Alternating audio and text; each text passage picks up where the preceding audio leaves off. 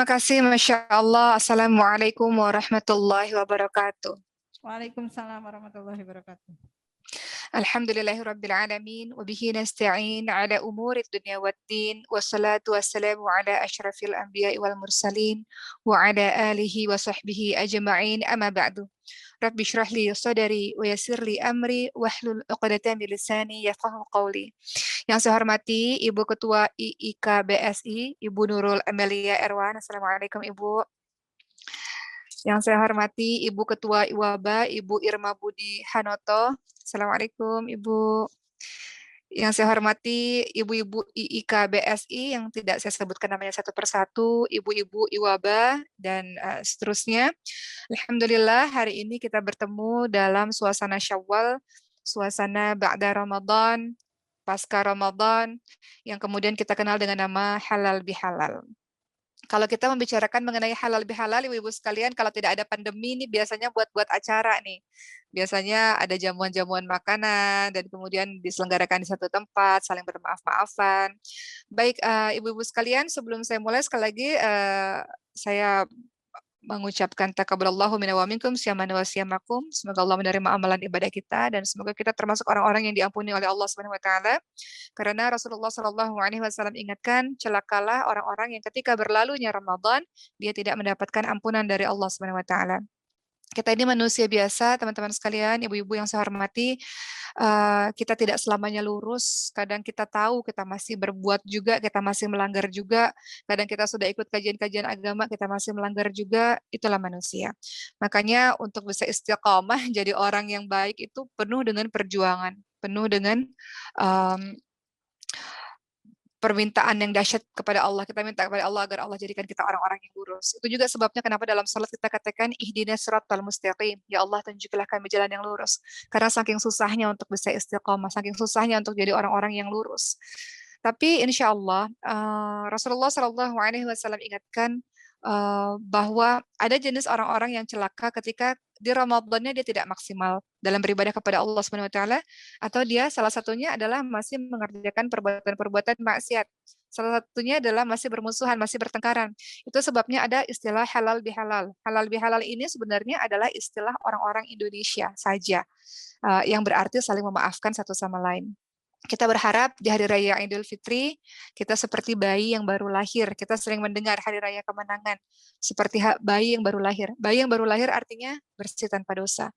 Selain kita meminta ampun kepada Allah Subhanahu wa taala, hablum minallah, kita juga berharap agar kita bersih hati, kosong-kosong, halal bihalal, saling memaafkan dengan sesama manusia. Hablum minallahnya baik, hablum minannasnya baik. Itulah yang akan kita bahas pada hari ini, teman-teman sekalian. Bagaimana tentunya kita meminta ampun kepada Allah Subhanahu wa taala, hablum minallah, kita jaga hubungan baik.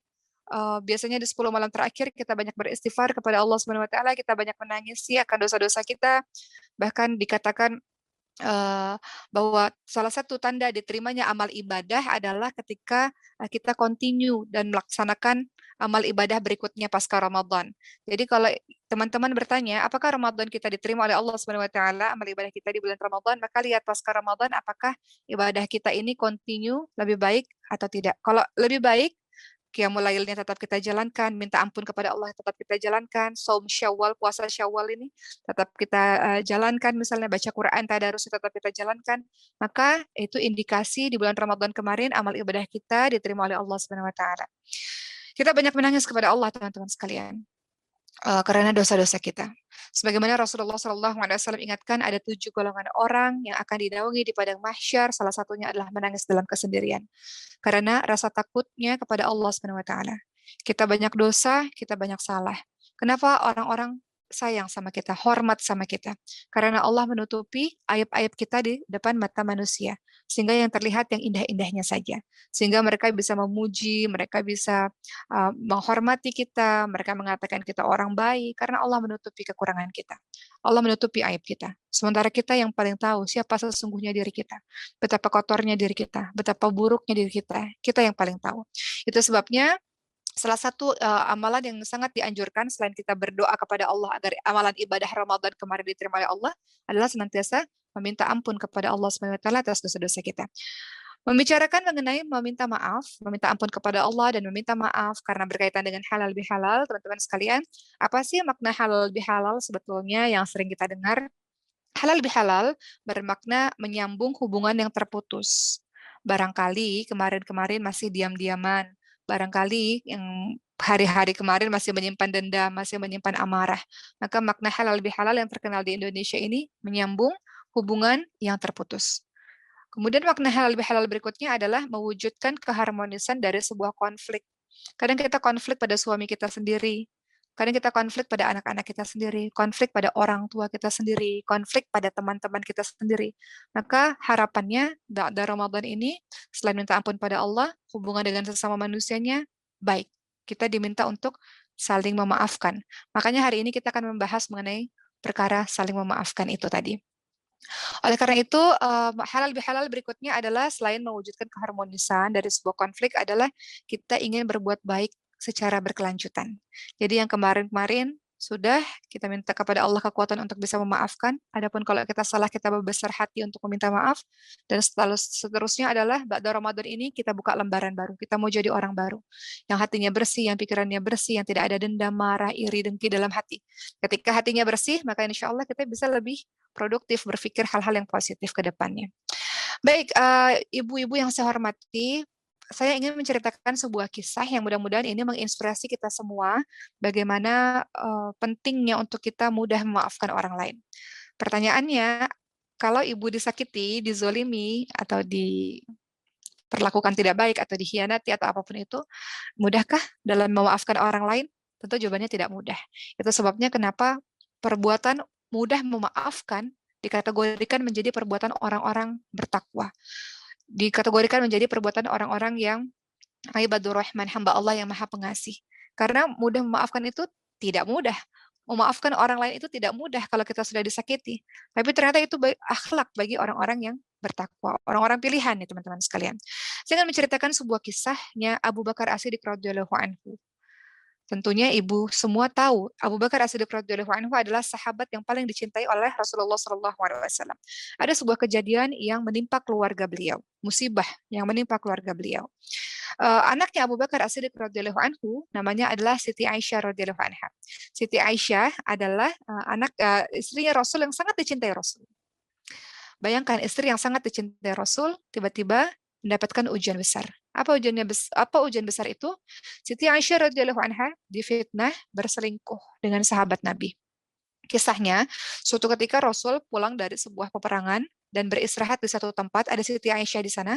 Kemudian Siti Aisyah keluar dari tunggangannya untuk sebuah urusan, dan kemudian pasukan Rasulullah dan Rasulullah tidak menyadari bahwa Siti Aisyah tidak ada di tunggangannya. Maka mereka melanjutkan perjalanan sampai ke kota Mekah, dan Siti Aisyah tertinggal di situ. Menunggu, berharap-harap agar rombongan kembali lagi untuk menjemputnya. Tiba-tiba ada satu pemuda, sahabatnya Rasul, namanya Sofwan bin Mu'attal radhiyallahu anhu, yang tertinggal dari rombongan. Maka Sofwan pun kaget, terkejut melihat Siti Aisyah, istri tercinta Rasulullah. Tanpa berkata apa-apa, Sofwan bin Mu'attal mempersilahkan Siti Aisyah yang dihormatinya, ibu orang-orang beriman ini, untuk naik tunggangannya dan dibawa tunggangan itu ke Madinah. Tapi kemudian ini menjadi sebuah fitnah besar yang dikabarkan, yang disyiarkan, yang disebarkan oleh tokoh munafik namanya Abdullah bin Ubay bin Salul. Abdullah bin Ubay bin Salul ini menyebarkan berita bahwa Siti Aisyah telah berselingkuh dengan Sofwan bin Mu'attal. Siti Aisyah telah berbuat curang dengan sahabat Rasul lainnya. Bayangkan teman-teman sekalian, fitnah itu keji. Kenapa? Karena sesuatu yang tidak kita lakukan, tapi tersiar di orang banyak yang membuat orang-orang benci dan menjatuhkan kehormatan kita. Itu fitnah. Dan fitnah itu terjadi dialami oleh istri tercintanya Rasulullah SAW. Hampir-hampir saja semua penduduk Madinah percaya dengan fitnah itu. Bayangkan betapa sedihnya keadaan kalau ibu-ibu pernah dalam kondisi difitnah misalnya ya, atau diuji dengan ujian-ujian lainnya, betapa menyedihkannya keadaan itu. Kita berbicara orang nggak percaya. Kita diam aja orang yang kayaknya kita melakukan. Jadi serba salah posisinya pada saat itu. Maka Siti Aisyah merasakan hal demikian, teman-teman sekalian. Siti Aisyah merasakan bagaimana Rasulullah SAW, suami tercintanya, berubah sikapnya kepada dirinya. Dan kemudian Siti Aisyah jatuh sakit dan tidak tahu bahwa di Madinah itu semuanya membicarakan tentang dirinya. Maka Siti Aisyah diminta untuk mengaku. Maka Siti Aisyah mengatakan, apa yang harus saya sampaikan? Kalau saya bicara sesuatu, kalian juga nggak percaya. Kalau saya mengatakan iya, itulah yang ingin kalian dengar, kata Siti Aisyah. Jadi Siti Aisyah berlindung kepada Allah Subhanahu wa taala atas fitnah-fitnah yang terjadi kepada dirinya. Kemudian cerita ini berlanjut dengan salah seorang sahabat, salah seorang keluarganya Abu Bakar As-Siddiq radhiyallahu anhu yang selama ini dibantu perekonomiannya ikut-ikutan menebar fitnah. Bayangkan, orang yang selama ini kita bantu perekonomiannya, yang kita tolong kehidupannya, justru juga menjadi orang yang menyebarkan fitnah, meluaskan fitnah tersebut. Maka tentu saja Abu Bakar ini marah. Nama saudara yang dibantu ekonominya tapi menyebarkan fitnah itu adalah namanya Mistah bin Utsatsah. Mistah. Abu Bakar As-Siddiq radhiyallahu anhu marah sekali pada Mistah. Wajar saja sebagai manusia biasa kita sudah tolong kehidupan orang tersebut tapi kok bukan membalas kebaikan tapi membalas keburukan dan lebih buruk daripada itu. Ikut turut memfitnah anaknya Abu Bakar As-Siddiq, Siti Aisyah radhiyallahu anha. Siti Aisyah radhiyallahu anha difitnah juga oleh Mistah. Maka Abu Bakar pada saat itu berjanji untuk menghentikan bantuannya kepada Mistah karena marah, tidak bisa memaafkan Mistah. Bahasa sekarangnya kok tega-teganya ada orang yang seperti itu. Kita sudah berbuat baik kepadanya kok dia menusuk dari belakang, musuh dalam selimut, kok dia jahat kepada keluarga. Bahasa saat ininya seperti itu. Jadi pada saat itu Abu Bakar As-Siddiq radhiyallahu anhu sangat marah dan tidak bisa memaafkan Mistah karena perbuatan Mistah yang tidak tidak habis pikir kenapa Mistah bisa berbuat seperti itu. Maka turunlah surah An-Nur ayat 22 teman-teman sekalian. Allah Subhanahu wa taala berfirman yang artinya dan janganlah orang-orang yang mempunyai kelebihan dan kelapangan di antara kamu bersumpah bahwa mereka tidak memberi bantuan kepada kaum kerabatnya. Orang-orang yang miskin dan orang-orang yang berhijrah kepada Allah Subhanahu wa taala. Mistah itu orang miskin dan kerabatnya Abu Bakar As-Siddiq. Jadi Allah Subhanahu wa taala menegur Abu Bakar karena Abu Bakar tidak mau memaafkan Mistah. Padahal itu perbuatan yang lumrah, rasa marah karena merasa ditusuk dari belakang istilahnya. Apa kata Allah Subhanahu wa taala? Wal ya'fu wal yasfahu. Kata Allah, hendaklah mereka memaafkan dan berlapang dada.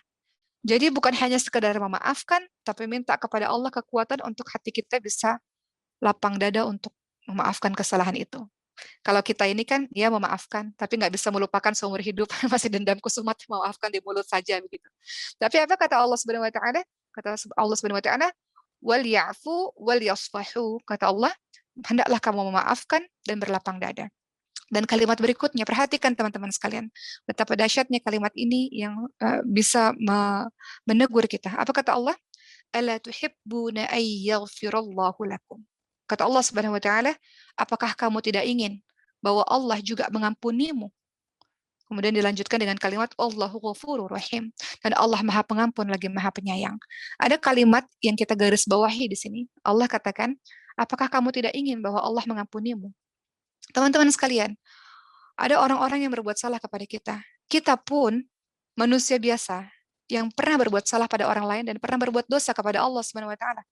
Maka Allah katakan, apakah kamu tidak ingin Allah mengampunimu? Allah ingin kita memaafkan orang lain sebagaimana kita ingin agar Allah mengampuni dosa-dosa kita. Maka kita lihat teman-teman sekalian, dalam ayat ini kita belajar dalam halal bihalal pada kali ini. Mungkin di antara kita ada yang masih marah dengan seseorang, ada yang masih dendam, ada yang masih merasa sakit hati, ada yang masih merasa terluka, tidak pernah bisa melupakan kejadian itu atau tidak pernah bisa melupakan keadaan itu. Maka kita minta kepada Allah Subhanahu wa taala untuk membersihkan hati kita, dan itu tidak mudah tapi itu bisa dilakukan. Maka ketika kita menyimak ayat tadi teman-teman sekalian, kita belajar sesungguhnya balasan pahala sesuai dengan jenis amal yang dilakukannya. Sebagaimana kita semua mengampuni dosa orang-orang yang bersalah kepada kita, maka Allah pun akan mengampuni dosa-dosa kita. Sebagaimana kita memaafkan kesalahan orang lain, maka Allah Subhanahu wa taala pun memaafkan kesalahan kita juga. Orang lain punya salah sama kita, iya dia manusia biasa. Sementara kita juga begitu. Kita bukan orang yang bersih daripada dosa, kita juga pernah punya salah kepada orang lain dan kita ingin agar orang lain memaafkan kita. Kita juga pernah berbuat durhaka, berbuat zalim, berbuat lalai, berbuat aniaya. Kita berbuat jahat, melanggar perintah Allah Subhanahu wa taala. Kita ingin kepada ampunan Allah Subhanahu wa taala. Kita berharap agar Allah mengampuni kita. Begitulah harapan orang-orang yang mungkin pernah melukai kita. Dia berharap agar mendapatkan ampunan kita atau mendapatkan maaf kita. Jadi di sini kita bisa mengambil pelajaran teman-teman sekalian dalam keadaan halal bihalal pada hari ini yang kita tidak pernah tahu keadaan hati kita kecuali diri kita sendiri. Memaafkan jauh lebih baik daripada menyimpan dendam. Memaafkan jauh lebih baik daripada terus-menerus hati kita membara. Siapa yang lelah? Diri kita sendiri. Siapa yang capek? Diri kita sendiri. Maka kita tahu, kita manusia biasa yang juga pernah punya salah, kita tahu bagaimana rasanya atau susahnya memendam rasa bersalah. Dan kita tahu juga bagaimana beratnya penantian untuk dimaafkan oleh orang lain. Apalagi jika orang tersebut benar-benar merasa bersalah dan minta maaf, seperti kasusnya Mistah tadi, merasa bersalah dan minta maaf, maka minta kekuatan kepada Allah Subhanahu wa taala untuk kita bisa memaafkan kesalahan orang tersebut, bagaimana kita juga manusia biasa yang penuh dengan salah. Jadi ini menunjukkan bahwa semua orang memiliki hak yang sama untuk dimaafkan, sebagaimana setiap orang punya keinginan diampuni segala dosanya oleh Allah Subhanahu wa taala. Baik, teman-teman sekalian, mari kita lihat akhlak dari Rasulullah Shallallahu alaihi wasallam. Ada seseorang yang bertanya kepada Siti Aisyah radhiyallahu anha, mereka bertanya kepada Siti Aisyah tentang akhlak Rasulullah.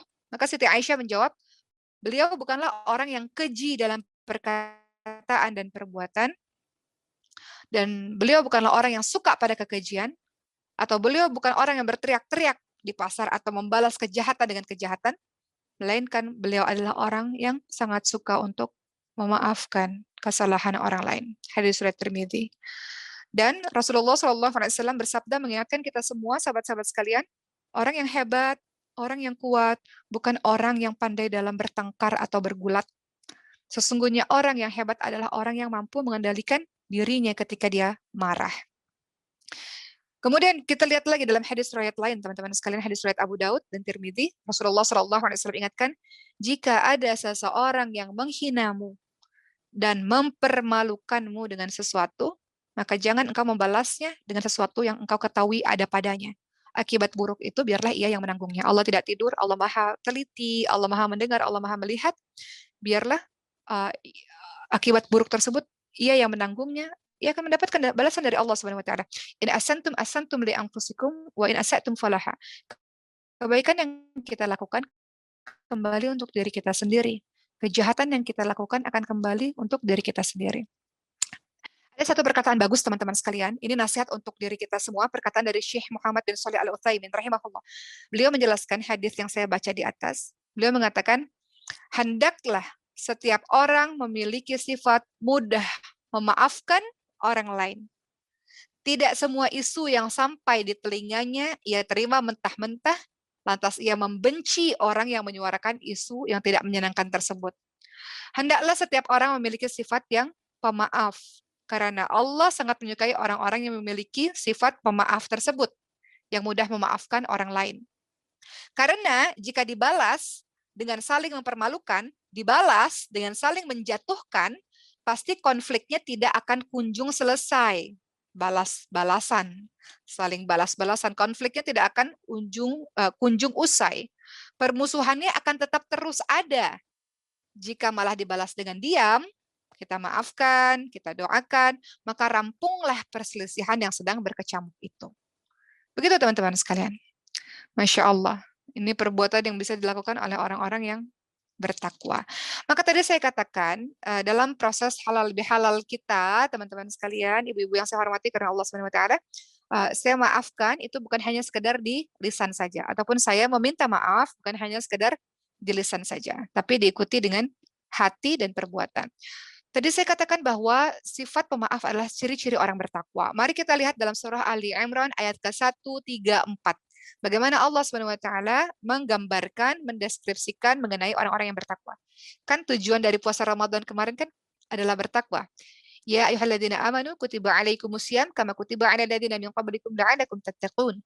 Kita berpuasa dianjurkan oleh Allah sebagaimana orang-orang terdahulu untuk mencapai derajat takwa. Takwa itu apa sih?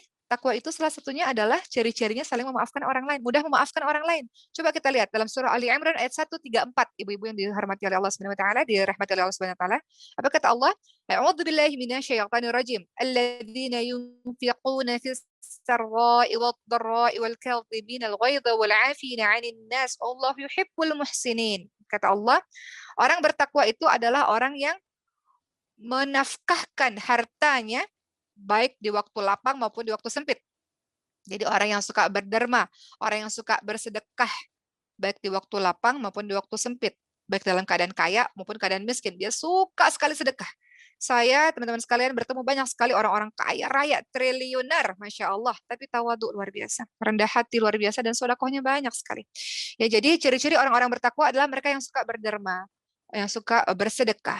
Kemudian ciri orang bertakwa yang kedua dalam ayat ini disebutkan, dan orang-orang yang menahan amarahnya. Menahan amarahnya ini tidak mudah. Karena ketika kita marah, kita dikuasai oleh syaitan. Ketika kita marah, kadang-kadang perbuatan dan perkataan kita nggak sadar. Apa yang kita keluarkan, apa yang kita ucapkan. Yang kalau kita sadar, kita jadi menyesal. Kenapa kita mengucapkan itu? Makanya kalau dalam keadaan marah, Rasul ingatkan ada manajemen marah.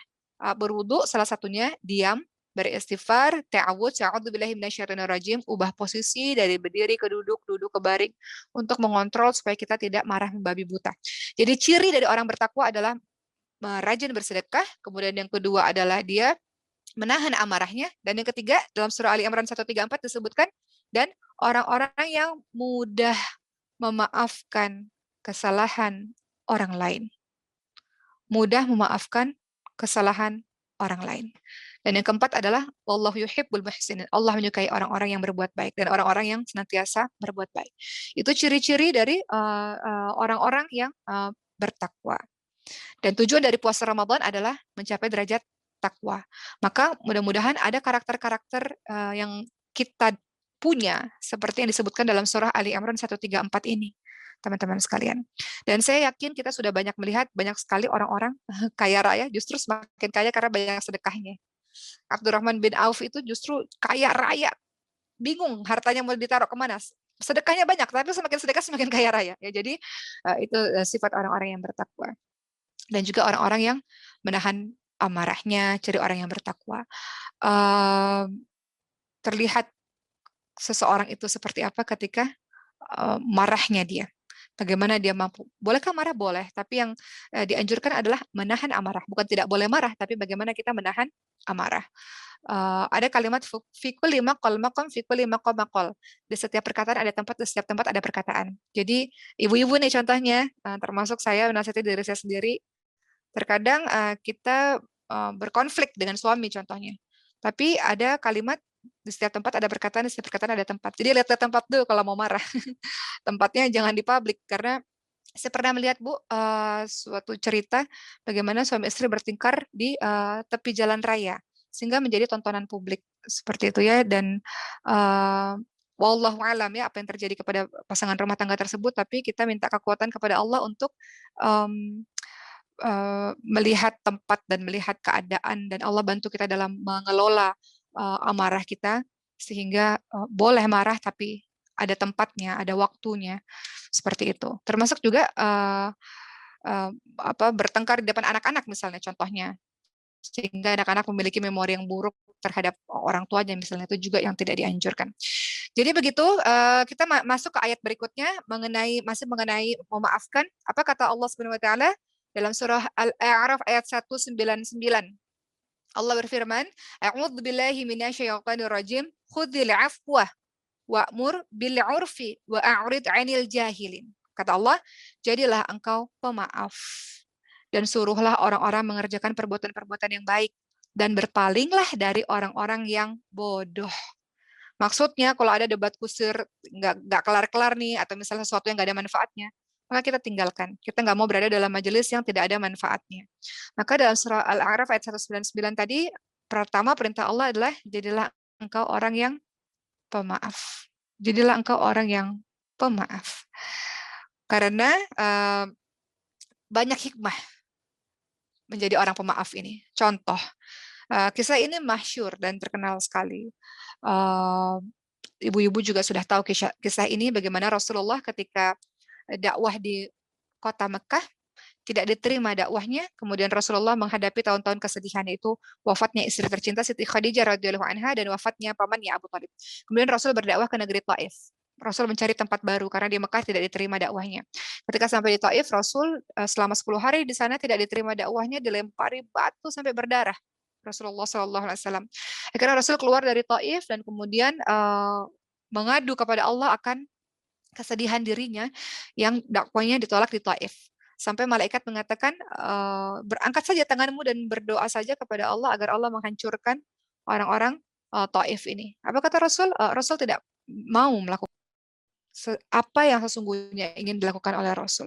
Bahkan Rasul berdoa agar ada anak keturunan Taif ini yang kemudian memeluk Islam. Maka bayangkan kalau saat itu Rasul marah dan mengatakan, ya Allah azablah penduduk Taif, maka hari ini kita akan kenal negeri Taif sebagai negeri yang diazab. Tapi kalau ibu-ibu sekarang pergi haji atau umrah, ibu-ibu bisa sekarang ke Taif dan ibu-ibu lihat bagaimana di sana seluruh penduduknya adalah Muslim.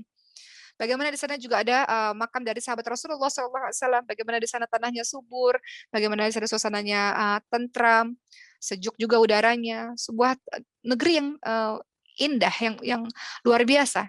Itu apa? Hikmah dari Rasulullah SAW memaafkan kesalahan atau kekurangan dari orang-orang Taif. Dan banyak sekali kisah-kisah tentang Rasul bagaimana mudah memaafkan itu membuahkan kebaikan demi kebaikan di berikutnya. Dibanding kalau kita dendam, marah, maka tidak akan selesai. Akan terus berada dalam lingkaran kemarahan, lingkaran dendam, lingkaran yang membuat kita tidak tentram dalam kehidupan ini. Berikutnya teman-teman sekalian, kita lihat dalam surah Asy-Syura ayat ke-43, Allah Subhanahu wa taala berfirman yang artinya, tetapi orang yang bersabar dan memaafkan, sesungguhnya perbuatan itu termasuk yang diutamakan. Sabar juga tidak mudah. Memaafkan juga tidak mudah. Tapi karena Allah tahu itu tidak mudah, maka Allah katakan itu hal-hal yang diutamakan.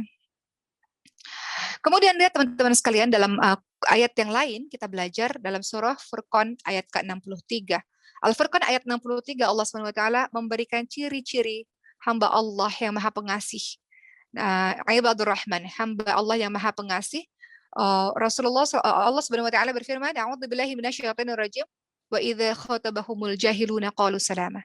Dan apabila ada orang-orang yang jahil menyapa mereka, maka mereka mengucapkan kata-kata keselamatan. Artinya, dalam ayat ini kita menjadi orang-orang yang tidak mudah terpancing.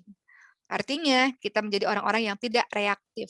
Di zaman sekarang, banyak orang-orang yang baru mendengar sesuatu mudah terpancing, mudah panas, mudah dia reaktif. Sekarang zaman sosial media, teman-teman sekalian, sehingga kemarahan itu ditaruh di sosial media misalnya, atau dia tidak kontrol sehingga meluap-luap, meledak-ledak misalnya seperti itu. Tapi di sini ada kalimat apabila ada orang jahil menyapa mereka, mengganggu mereka. Orang jahil itu orang yang usil, orang yang suka mengata-ngatai dengan keburukan kah, mengejek-ngejek, mengolok-olok dan yang lain, maka orang yang ibadur rahman ini, hamba Allah Maha Pengasih ini, dia punya karakter yang dia tidak terpancing, dia akan mengucapkan kata-kata yang mengandung keselamatan. Atau bahasa sederhananya adalah, kalau kita berbuat sama seperti dia, apa bedanya kita dengan dia, gitu. Yang sering teman-teman atau ibu-ibu dengar. Bahasa Qur'annya adalah, kalau ada orang-orang yang menyapa mereka, menyapa dengan tidak baik, perkataan tidak baik, dia tidak terpancing, qalu salama. Dia justru mengucapkan dengan kalimat-kalimat yang penuh dengan keselamatan. Maka disitulah terletak bagaimana kualitas dirinya, kewibawaan dirinya, keimanan, kesolehan dari dirinya. Seperti itu teman-teman sekalian. Kemudian kita lihat lagi ibu-ibu yang dirahmati oleh Allah Subhanahu wa taala, perkataan dari Ibnu Abbas radhiyallahu anhu.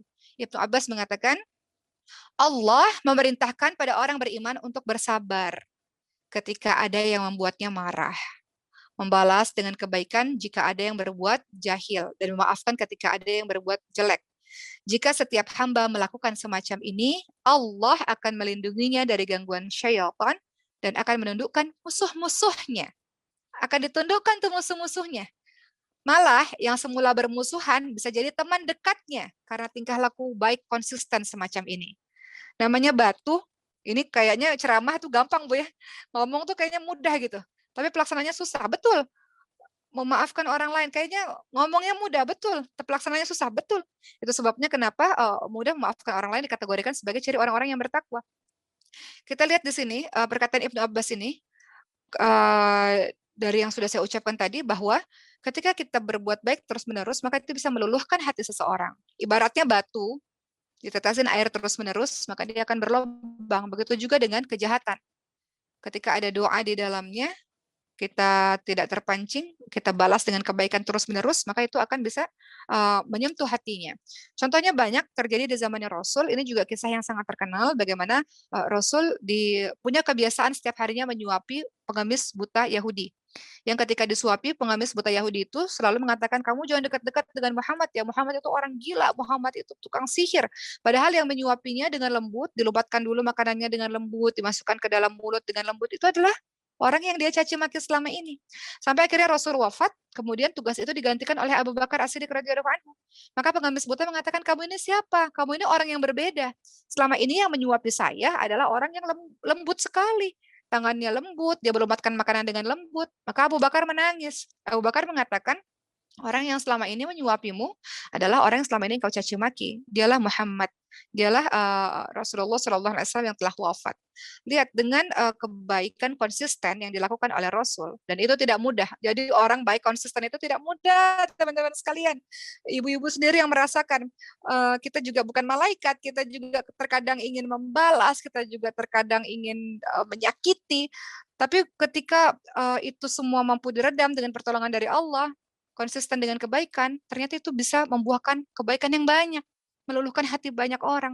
Ini berlaku untuk semuanya, teman-teman sekalian, ibu-ibu sekalian. Mohon izin, bukan berarti saya orang yang sempurna, saya juga melakukan banyak sekali kesalahan, banyak sekali dosa. Makanya setiap ceramah ini adalah nasihat dan tamparan untuk diri saya sendiri. Kita kadang buat dosa, buat salah dengan suami kita buat salah dengan anak-anak kita buat salah dengan orang tua kita, dengan kakak adik kita. Bahkan terkadang kita baik pada orang lain, sama keluarga sendiri nggak baik. Ada juga yang seperti itu. Tapi kita lihat di sini, kembali lagi pada kisahnya Rasul tadi, ternyata kebaikan yang konsisten itu mampu meluluhkan hati seseorang. Mampu mengubah keadaan hati seseorang, teman-teman sekalian. Dan akhirnya si pengamis Yahudi yang buta ini gemetar badannya dan akhirnya masuk Islam karena akhlak Nabi Muhammad SAW yang memaafkan kesalahannya dan tidak terpancing amarah. Begitulah yang dilakukan Rasulullah, yang luar biasa akhlaknya. Ibnu Katsir rahimahullah mengatakan, namun yang mampu melakukan seperti ini bukan semua orang. Yang mampu melakukan hal-hal seperti ini adalah orang-orang yang memiliki kesabaran tingkat tinggi. Karena membalas orang yang menyakiti kita dengan kebaikan adalah sesuatu yang berat bagi setiap jiwa. Betul nggak ibu-ibu sekalian? Ada orang yang udah nyakitin kita, ada orang yang zalim pada kita, kemudian kita tidak membalas, itu sebenarnya sesuatu yang berat, karena kita bisa balas sebenarnya, kita bisa melakukan sama keburukan sama. Tapi ada yang namanya sabar di situ, dan sabar itu adalah sesuatu yang tidak mudah dimiliki oleh orang-orang yang khusus,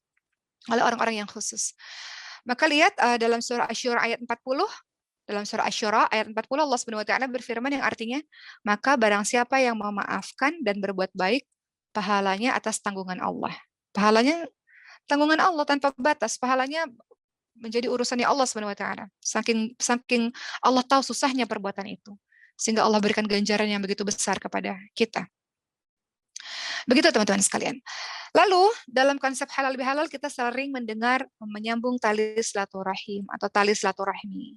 Kita beralih dulu ke tali silaturahmi ini. Apa sih sebenarnya tali silaturahmi ini? Setelah tadi kita sama-sama mendengar saling memaafkan satu sama lain, bagaimana kita minta kepada Allah agar Allah bersihkan hati kita dan mudahkan untuk memaafkan kesalahan orang lain sebagaimana kita juga punya salah. Kita juga mengenal istilah silaturahmi atau silaturahim. Silaturahim itu apa sih? Kalau kita lihat silaturahim ini berasal dari bahasa Arab, berasal dari kata silah yang artinya hubungan, rahim itu kasih sayang. Jadi hubungan kasih sayang antar anggota keluarga, ayah, anak, suami kepada anak kepada ibunya, kepada pamannya, kepada bibinya, itu yang harus diutamakan untuk hubungannya baik. Tadi saya katakan terkadang kita baik sama orang tapi hubungan keluarga, kerabatnya nggak baik. Maka dalam halal bihalal kali ini tidak hanya kita menjaga hubungan dengan teman-teman, tapi juga memastikan hubungan kekerabatan, kekeluargaan kita juga hubungannya baik. Kita minta kepada Allah agar Allah jaga kerukunan. Antara adik kakak rukun, antara orang tua anak rukun, paman bibi semuanya rukun, seperti itu. Tapi silaturahmi ini bahasa Indonesia yang sudah ada di Kamus Besar Bahasa Indonesia KBBI yang artinya lebih luas, yaitu ukhuwah Islamiyah, yaitu persaudaraan. Inilah yang akan kita gunakan pada hari ini, menjalin tali silaturahmi yang artinya bukan hubungan kekerabatan keluarga saja, tapi hubungan ukhuwah Islamiyah yang lebih luas lagi. Seperti yang ibu-ibu selama ini jalankan, hubungan dengan teman, hubungan dengan sahabat, Mari kita lihat teman-teman sekalian tentang pentingnya kita menjaga silaturahmi, artinya ukhuwah Islamiyah, persaudaraan ini, persahabatan ini. Apa kata Rasulullah SAW dalam hadis riwayat Bukhari? Barang siapa yang telah menganiaya kepada orang lain, baik dengan cara menghilangkan kehormatannya, dengan gibah, gosip, fitnah, dan sebagainya, ataupun dengan sesuatu yang lain, maka mintalah halalnya pada orang tersebut sebelum datang kematianmu. Jadi kalau kita merasa kita punya salah sama orang lain, maka minta maaf sebelum datang kematian kita. Kenapa? Karena kalau terjadi kematian itu dan orang merasa masih terzolimi dengan perkataan kita, perbuatan kita, maka apa yang terjadi?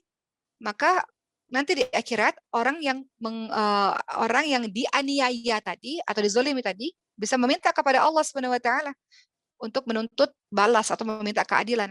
Akhirnya pahala orang yang zolim datanglah kepada orang yang dizolimi.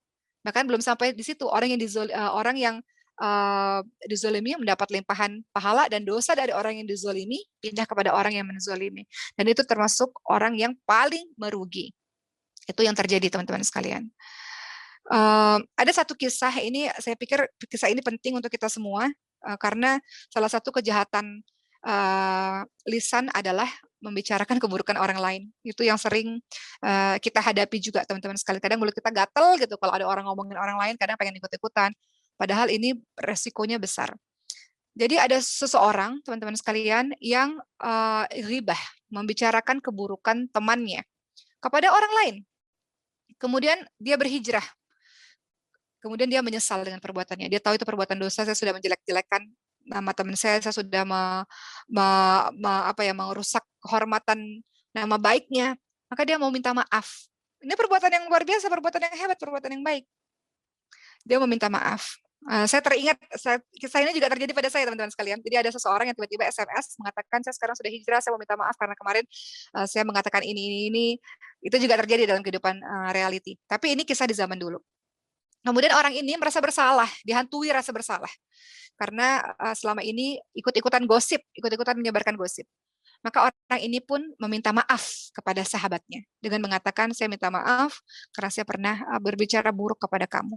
Maka apa kata orang ini, teman-teman sekalian? Orang ini mengatakan, baik saya maafkan kamu, tapi dengan satu syarat, yaitu coba engkau beli bulu-bulu ayam.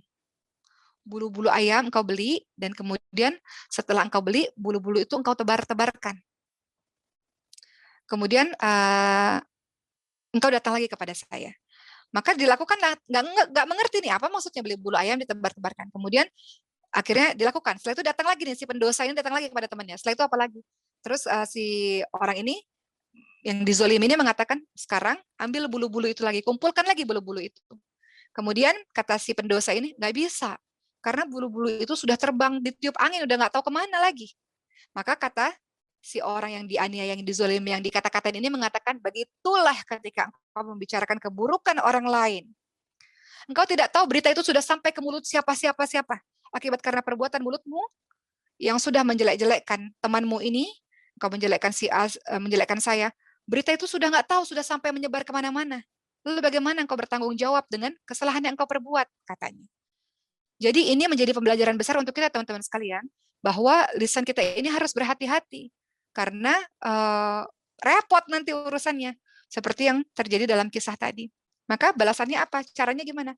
Ketika kita misalnya punya dosa yang menjelek-jelekan orang lain, maka kita harus menggantinya dengan perkataan-perkataan baik tentang orang itu di setiap orang yang kita pernah menjelek-jelekan orang itu. Nah itu kan PR besar, PR yang banyak akibat kita nggak berhati-hati dengan lisan kita. Jadi orang yang saleh itu adalah dia berpikir sebelum berbicara dan berpikir sebelum bertindak apa dampaknya, apakah menyakiti hati orang lain, apakah menzulimi orang lain dan sebagainya. Kemudian Rasulullah SAW juga mengingatkan dalam hadis riwayat Bukhari Muslim, siapa saja yang ingin diluaskan rezekinya, diperpanjang umurnya, maka sambunglah tali persaudaraan. Ini bermakna bahwa persaudaraan itu bukan hanya di lisan saja, tapi betul-betul dari hati. Kita menjalin persaudaraan dengan hati, teman-teman sekalian, itu berasa di hati seseorang. Tapi kalau hanya sekedar basa-basi, itu juga terasa di hati seseorang. Kebaikan yang tulus itu akan terasa di hati seseorang. Dia tidak bisa berpura-pura. Sebaliknya, kebaikan yang berpura-pura itu juga bisa dirasakan oleh seseorang. Begitulah teman-teman sekalian. Kemudian Rasul juga ingatkan dalam hadis riwayat Ahmad dan Tirmidzi, tidak ada dosa yang pelakunya lebih layak untuk disegerakan hukumannya di dunia dan akhirat daripada berbuat zalim dan memutuskan tali persaudaraan. Dia bermusuh-musuhan terus-menerus. Maka itu salah satu yang dosanya disegerakan oleh Allah Subhanahu wa taala di muka bumi ini. Kemudian teman-teman sekalian, terakhir dari saya sebelum kita masuk kepada sesi tanya jawab, Allah Subhanahu wa taala ingatkan dalam surah Al-Hujurat ayat ke-10.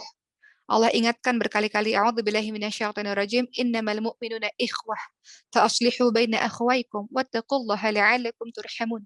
Kata Allah, orang-orang yang beriman, kita ini bersaudara. Kita ini bersaudara. Sebab itu, kalau ada masalah di antara kita, maka perbaikilah hubungan itu. Perbaikilah hubungan permusuhan itu. Perbaikilah hubungan yang tidak baik itu supaya kamu mendapatkan rahmat dari Allah Subhanahu wa taala. Innamal mu'minuna ikhwah, sesungguhnya kita semua ini bersaudara. Kata Rasul dalam hadis yang lain, katakan kalau satu anggota tubuh sakit maka semuanya akan terasa sakit. Namanya saudara pasti nggak mungkin yang namanya saudara itu kita saling mencela, kita saling menyakiti. Karena kalau kita menyakiti, sesungguhnya kita menyakiti diri kita sendiri. Ibu punya anak nih, anak ibu disakiti sama orang, ibu kan merasa tersakiti. Atau ibu punya adik atau punya siapa yang ibu cintai, ibu sayangi, orang itu disakiti, atau kita punya orang tua atau orang tua kita disakiti, kita kan juga sakit. Begitu juga dengan persaudaraan ukhuwah Islamiyah ini teman-teman sekalian. Innamal mu'minuna ikhwah, kata Allah, sesungguhnya kita semua bersaudara. Kalau satu sakit, kita juga akan merasa sakit. Makanya kemarin waktu kejadian Syekh Jarrah, kejadian Palestina kemarin, itu juga seharusnya kita merasa sakit. Kenapa? Karena ada saudara-saudara kita yang merasa sakit. Kecuali orang-orang yang mati rasa, nggak ada empati, nggak ada simpati. Beda soal.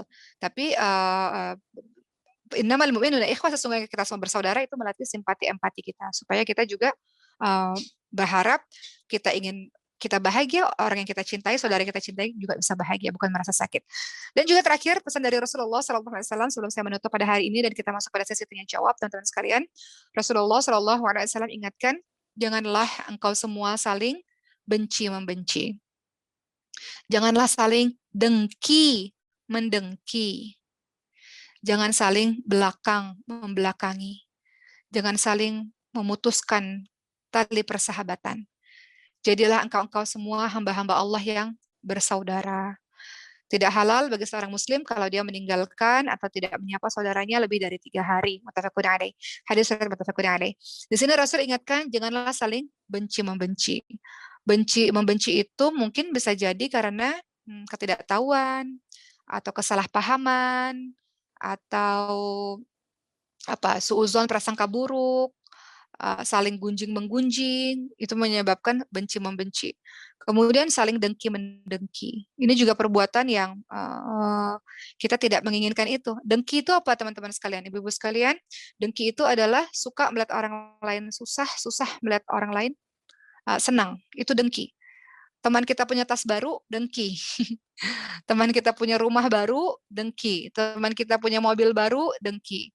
Teman kita punya keluarga harmonis, anak-anaknya pintar-pintar, dengki. Ini orang-orang punya penyakit hati ini susah. Karena keseluruhan hidupnya penuh dengan dengki. Susah, dia sempit hidupnya. Maka Rasul ingatkan, jangan engkau dengki-mendengki. Tapi orang-orang dengki ini ada, teman-teman sekalian. Makanya dalam surah Al-Falaq, teman-teman akan berdoa, kita minta dilindungi oleh Allah Subhanahu wa taala dari orang-orang dengki. Karena orang-orang dengki itu ada di sekitar kita. Apalagi bagi teman-teman yang suka show off gitu ya, suka pamer-pamer, itu biasanya yang dengkinya juga banyak. Jadi Rasul ingatkan jangan dengki dan jangan saling membelakangi, jangan saling memutuskan tali persahabatan, jadilah hamba-hamba yang bersaudara. Begitulah teman-teman sekalian. Jadi mudah-mudahan apa yang saya sampaikan selama 1 jam ke depan ini ada manfaatnya untuk kita semua, bahwa kita banyak salah teman-teman sekalian. Banyak sekali kesalahan kita, banyak sekali dosa-dosa kita. Kemarin saya sedih juga ya, karena saya punya pesantren ibu-ibu sekalian, namanya Pesantren Tahfiz Maskan Hufad, pesantren non-profit organization, jadi seluruhnya bersifat gratis untuk yatim piatu, mu'alaf du'afa. Sampai hari ini yang belajar ada sekitar 1.000 orang. Dan untuk yang berbayar ada, tapi itu untuk subsidi silang, membantu mereka yang du'afa. Jadi murid-muridnya dari seluruh Indonesia, dari Makassar juga banyak sekali, dari Sumatera, dari Sulawesi Selatan banyak sekali yang belajar. Kita ada di beberapa cabang, ada di Jakarta, ada di Medan, Bogor, di Jambi, di Padang, dan sebagainya. Kemarin ketika halal bihalal, ada seorang santri yang mengatakan, saya sedih pada diri saya sendiri. Padahal dia anaknya soleh luar biasa, Bu, penghafal Quran 30 juz. Dia mengatakan, dia soleh luar biasa. Kita aja ngelihat dia sampai nggak tahu lagi kejelekannya ada di mana. Saking solehnya anak ini, luar biasa. Sambil menitikkan air mata, dia mengatakan, terkadang saya sudah tahu bahwa itu tidak betul. Saya sudah tahu itu dilanggar, dilarang oleh Allah Subhanahu Wa Taala. Saya sudah tahu itu dibenci oleh Allah Subhanahu Wa Taala, tapi saya masih melakukannya. Dan saya mengasihani diri saya sendiri. Saya sedih pada diri saya sendiri, katanya. Itu yang dimaksud dengan orang-orang yang rendah hati, rendah diri di hadapan Allah Subhanahu Wa Taala. Ibu-ibu sekalian, apa sih makna kita sujud? Sujud itu, kepala kita ini yang paling mulia, diletakkan di tempat paling bawah. Dan kita katakan, Subhana Rabbiyal A'la.